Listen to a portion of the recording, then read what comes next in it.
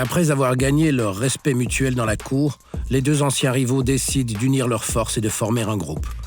Ils proposent d'abord au cousin de Busta, Cut Monitor Milo, d'être leur DJ. Puis, pour compléter leur crew, ils sont rejoints par un autre gamin de Uniondale qui se fait appeler Little Dink.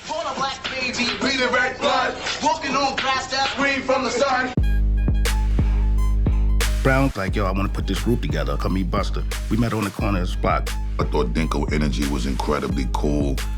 Dinko was a fellow Brooklynite like me. Buster was like, yo, you know, he gave me a phone, looked like, okay, this is who want to be down with the group. We went to Brown crib and started writing songs right away. We wrote routines. It wasn't just rhyme. We wrote routines where we were passing it back and forth. We ended up doing a tape. Yo! Front line, 510, the 710, I'm back again, and so we send and extend. We became the Destiny 3 MCs. We wrote everything together. We sat in Brown's attic. We would take all these different groups and we come up and formulate our own style. You know, we take the old school like Cold Crush. Brag about my crew, what you know we can do. Don't have the LP, but we're not blue. Those were like our greatest influences. So we took a lot of that to include in the way we did. So Brown's family was very close to Public Enemy, and one thing led to the next, and we ended up getting the opportunity to come to Spectrum City Studios, which was the headquarters and offices for Public Enemy. First time I met Buster, we were coming up with the record Rebel Without a Pause. Yes, the rhythm, the rebel, without a pause, I'm lowering my level. They were running up the walls, tearing up the place, and we had to like, calm the down. We used to go through literal boot camp training. Leaders would do exercises, running and rhyming. We lived in Uniondale, so we used to run to the studio and jog and say our rhymes at the same time. You want to be the best you can be. They became scientists at it. It wasn't a give me. You had to fight for it. Chuck had these ideas for groups. He had these different group names on his bulletin board. It was like the Young Black Teenagers, Son of Berserk and the Hellraisers, True Mathematics and the Invisible Empire, Leaders of the New School. And we said, we want the name Leaders of the New School. And they said, somebody else want that name too. We got to battle for the name.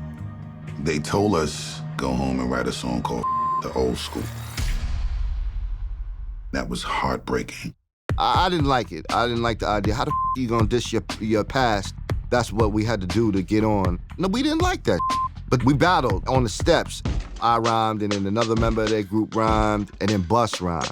They needed to know we was serious. They needed to know we wasn't playing, and they needed to know we wasn't playing with their time neither. And Bus, he tore up. And we showed them.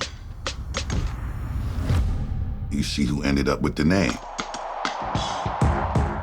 Le groupe a beau avoir gagné le droit de s'appeler Leaders of the New School, Busta est tiraillé entre la musique et ses racines. Il décide finalement de quitter Uniondale et de fréquenter un lycée de Brooklyn. Là-bas, le destin lui fait croiser l'un des plus grands rappeurs de l'histoire à la cafétéria. A lot of memories in this school, man.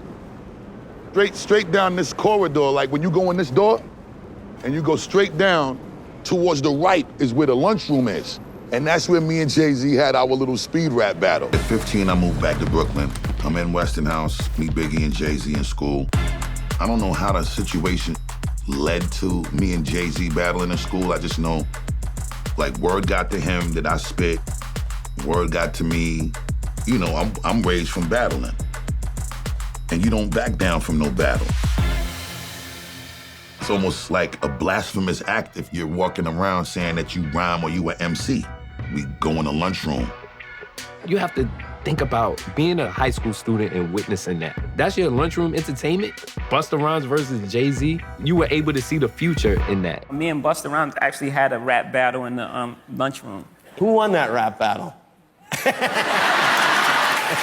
love Busta Rhymes, but I didn't have the edge that day. But the beautiful thing about that moment is that moment turned Busta Rhymes into one of the most incredible forces to be reckoned with, and particularly the speed rap thing. I'm not ever taking another loss again, no matter who it is. If you think you want to do that with me, I'm gonna bust your ass, respectfully.